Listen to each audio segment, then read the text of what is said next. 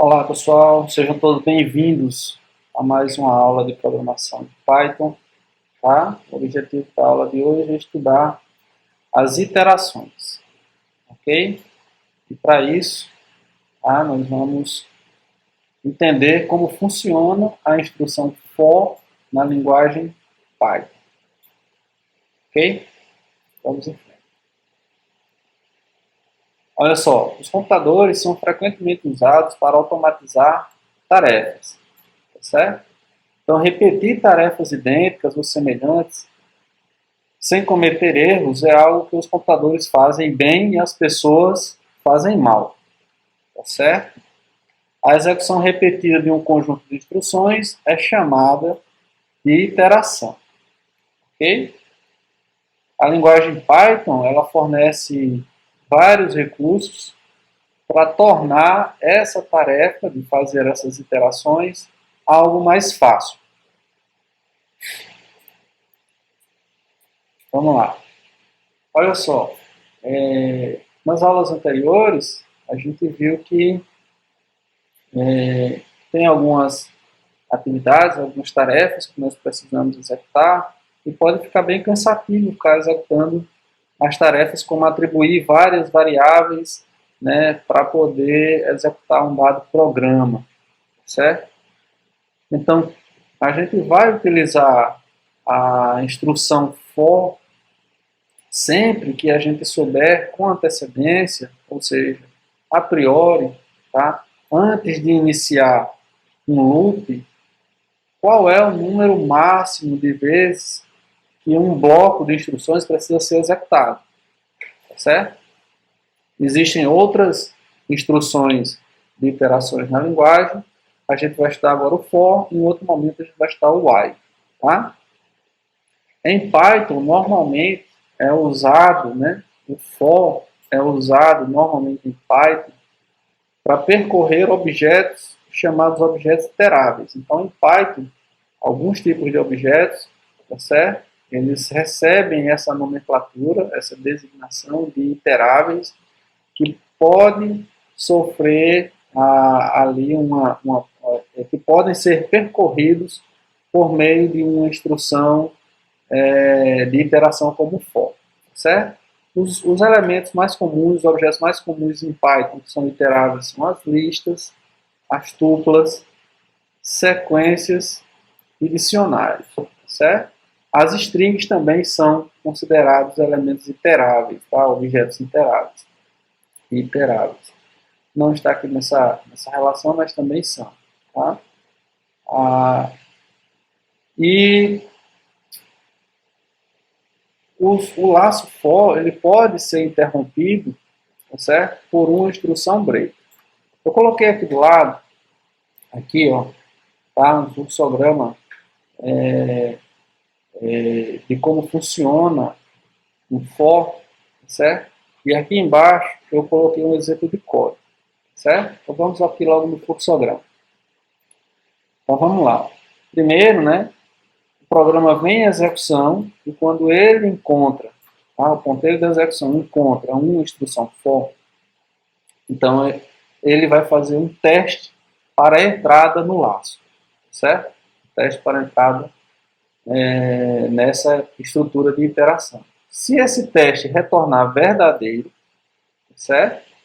Então ele vai executar o corpo ou bloco de instruções dentro do for. Ok? Ele tem essa questão aqui, né, dessa instrução break, porque o for pode ser interrompido dada uma certa, né, condição, uma necessidade do programador. Se ele quiser interromper um laço, ele pode colocar a instrução break para isso. Tá certo? Então, se existir um break, então ele sai do laço. Se não, ele executa o restante, né, do código do bloco. E quando ele executa esse restante do código, ele volta para a condição, certo? E aí ele testa novamente a condição de entrada. Se ela ainda for verdadeira, ele executa o bloco de novo, certo? E aí verifica se tem uma instrução break para ser executada. Se não tiver, termina de executar o bloco. E ele vai fazer isso repetidamente até que essa condição certo? Até que esse teste condicional do laço, ele retorne falso. Quando ele retornar falso, tá certo? Aí ele sai do laço, tá? E aí vai executar as instruções que tiverem após o bloco de comandos do for. Ok? A gente tem um exemplo aqui, né? Nesse exemplo aqui, ó, né, a gente tem um for, a instrução for, e isso aqui, tá? Esse conjunto, ó, representa o teste condicional, certo? Então aqui a gente tem uma lista, que é um objeto iterável. O for vai executar na sequência, já que é um objeto iterável, começando do primeiro elemento até o último, tá certo? O teste condicional aqui é assim, ó. A lista está vazia, tá certo? A lista está vazia. Se a lista não estiver vazia, ou se não tiver já percorrido todos os elementos da lista, tá certo? Pegue o elemento e atribua a variável do laço. No caso aqui, a variável do laço é f, tá? Então, para a primeira execução, ou seja, para a primeira iteração, o teste verifica se a lista está vazia. Como a lista não está vazia, ele vai pegar o primeiro elemento da lista e vai atribuí-lo à variável f. Essa variável f, a gente diz que é a variável do laço, a variável do loop, ou a variável da iteração, certo? Ok? Então, feito isso, f recebe, nesse caso aqui, a string joy, tá? E vai ser concatenada, ó, ao restante dessa string que está aqui, har, espaço, né? F, né? Please come to my party. Ok?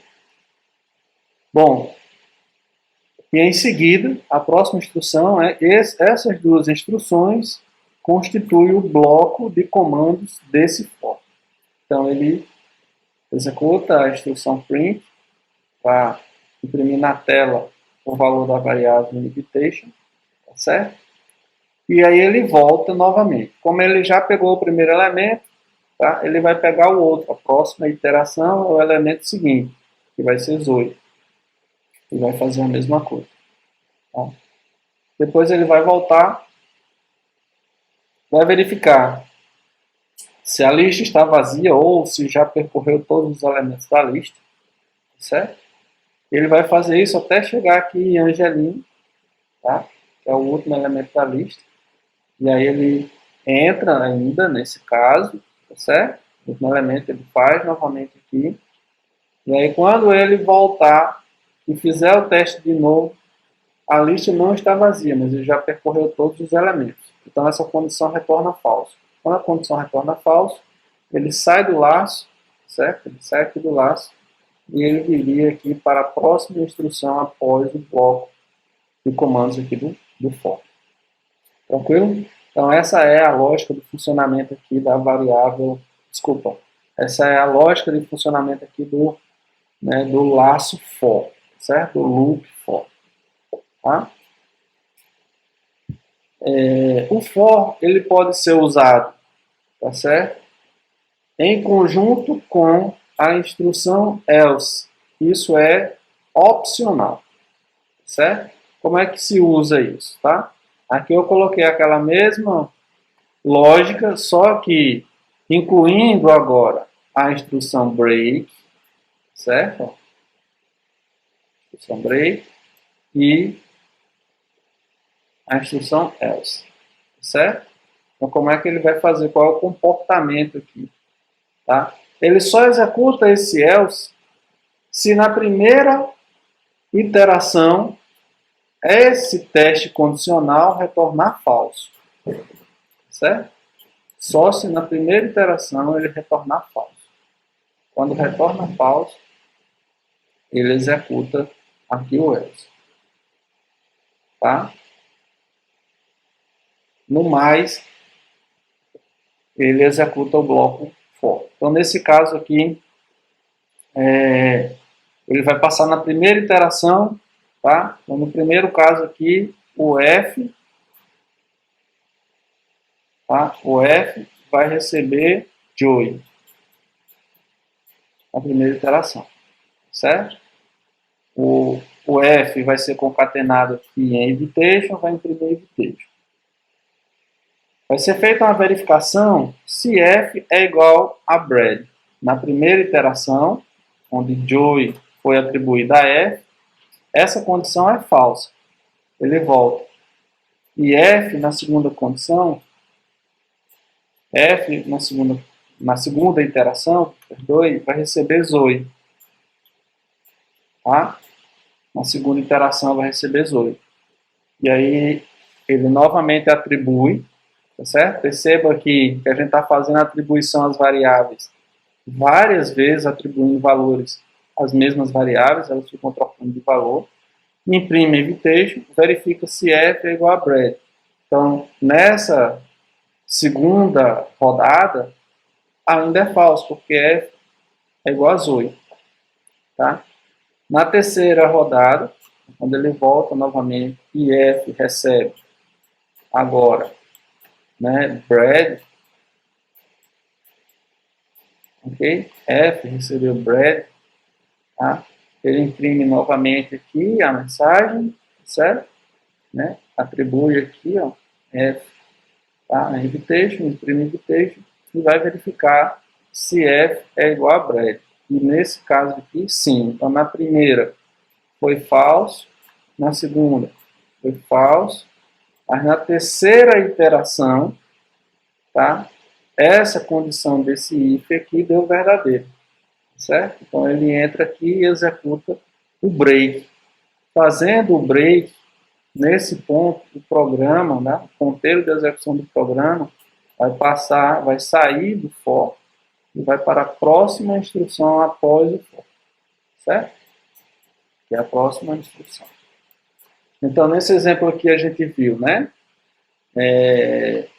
De novo, o uso do for, agora também com o else, tá certo? E também com o break. E a gente viu que esse break ele é executado quando uma dada condição que o programador coloca, né, ela é verdadeira. Tá certo? Aqui eu verifiquei se, né, o nome que está atribuído à variável do laço é igual a Brad. Quando isso acontece, ele sai do laço. Ok? Aqui a gente vê como é útil, né, essa questão dos laços de repetição, tá certo?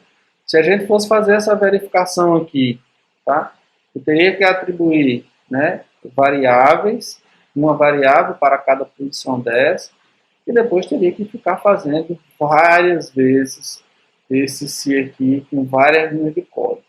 Então, com poucas linhas de código, a gente consegue fazer tarefas repetitivas no modo iterativo, né? Então, por meio da iteração promovida pelo laço. Beleza? A gente tem aqui alguns desafios, né? Alguns exercícios propostos, né? O primeiro, fazer um programa que leia N números. Então, o usuário vai digitar quantos números quer que seja digitado, né? Então, vai ser armazenado em algum lugar, tá certo? Em alguma variável. Você deve calcular e informar quantos desses números são pares e quais são eles. Ou seja, se o usuário disser que quer digitar 5 números, aí você vai programar para ler esses 5 números que ele vai digitar, ele digita os 5 números, o sistema faz o cálculo, calcula quais desses números que ele digitou são pares, tá certo?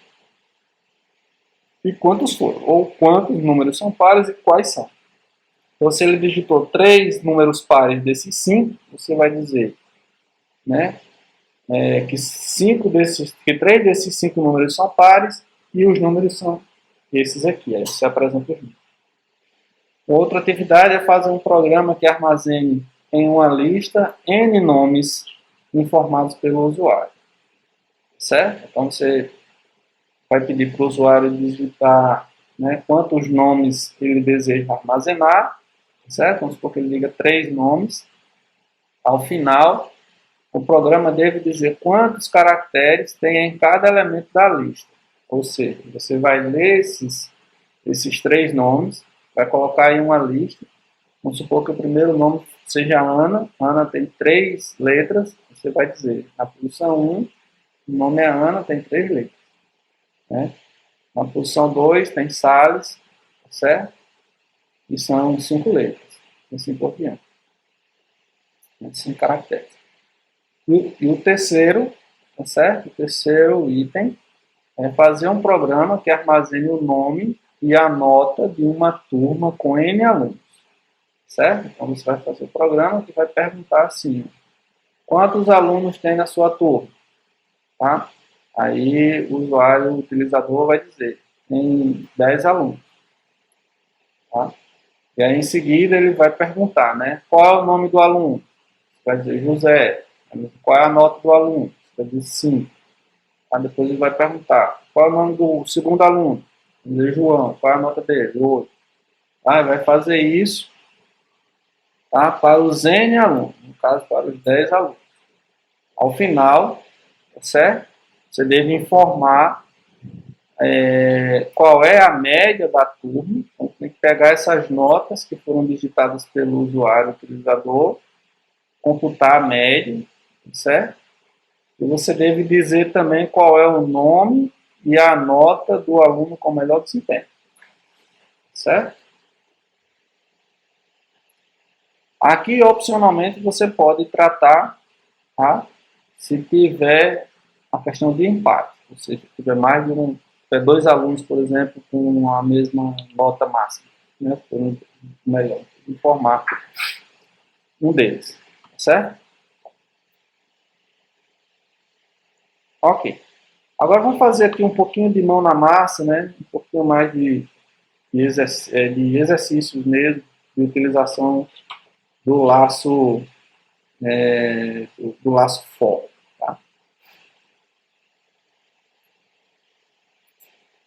Vamos ver aqui. Tá. Então vou colocar aqui, tá? Aqui alguns exemplos. Os exemplos aqui de for.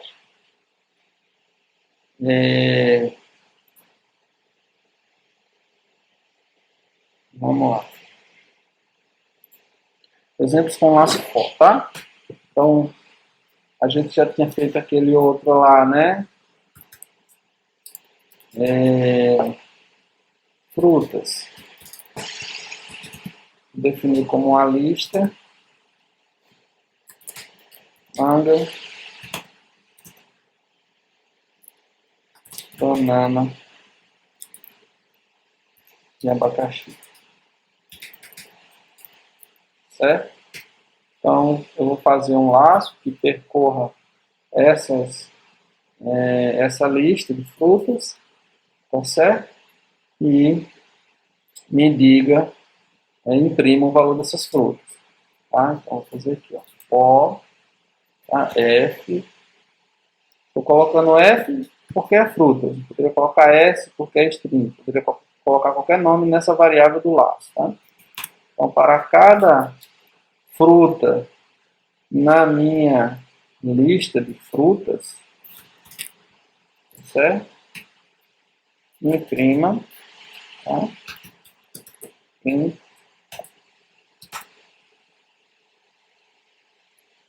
Eu gosto de um espaço, tá? Vou usar aqui o formato.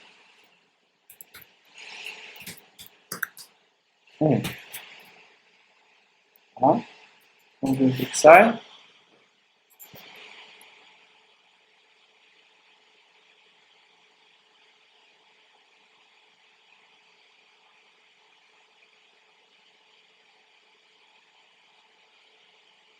Eu gosto de manga, eu gosto de banana, eu gosto de abacaxi. Tá certo? Deixa eu criar uma outra. Eu poderia, nesse exemplo aqui, fazer outras operações, né? Ajudando aí a resolução de um dos exercícios, né? Eu poderia dizer que, né,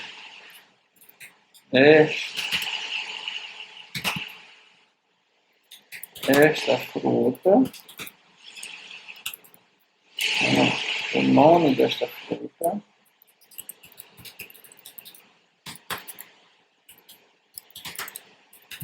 tem, né, tcharam, ponto, formato,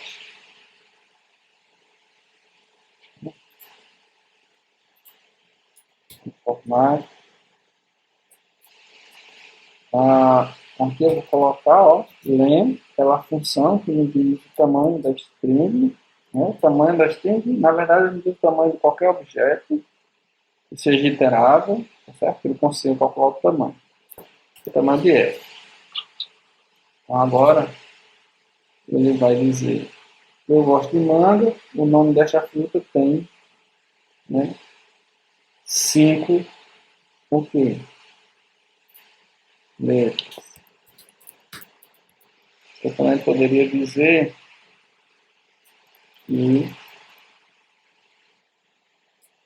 o nome,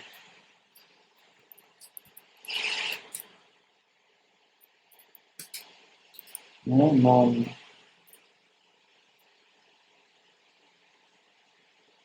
vou botar F aqui, ó. Né? O nome manga tem 5 letras, o nome banana tem 5 letras, certo? O nome manga tem 5 letras, eu gosto de banana, o nome banana tem 6 letras, eu gosto de abacaxi, o nome abacaxi tem 7 letras. É até uma coincidência, né? Número de letras. Bom, uma outra forma da gente fazer isso, né? Vamos supor que a gente queira que o nosso laço faça uma interação sobre uma sequência numérica. Não estamos interessados em números agora, né? Então, eu posso fazer assim, ó. For, tá? E iteration, né? Vou usar aqui uma função range. Antes de usar a função range, né? Vou usar um outro tipo de dados aqui em Python, que são as tuplas.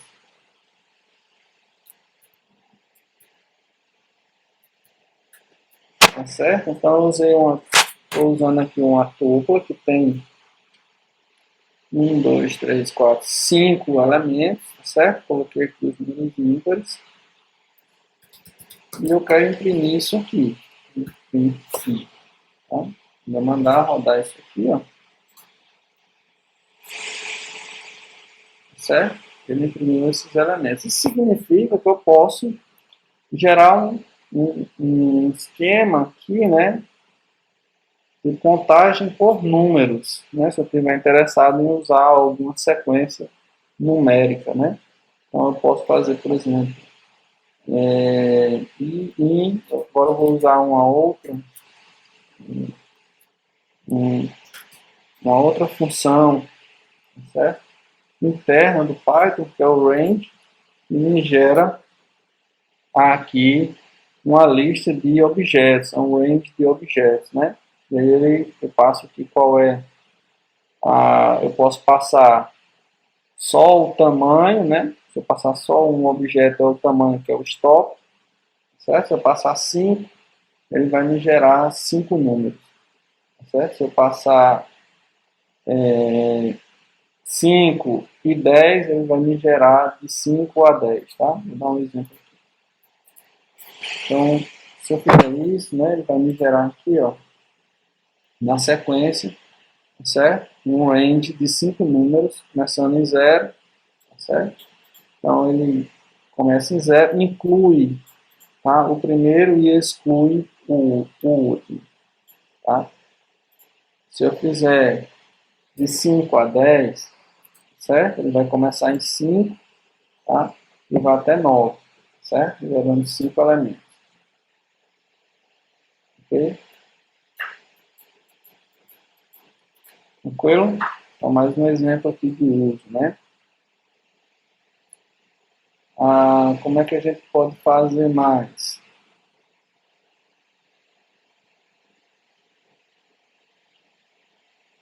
Eu acho que tá bom. Tá bom. Bom, galera, é isso. Né? Com as for, agora a gente fazer os exercícios e usar mais essa ferramenta que está colocada aqui para vocês. Um abraço, até a próxima.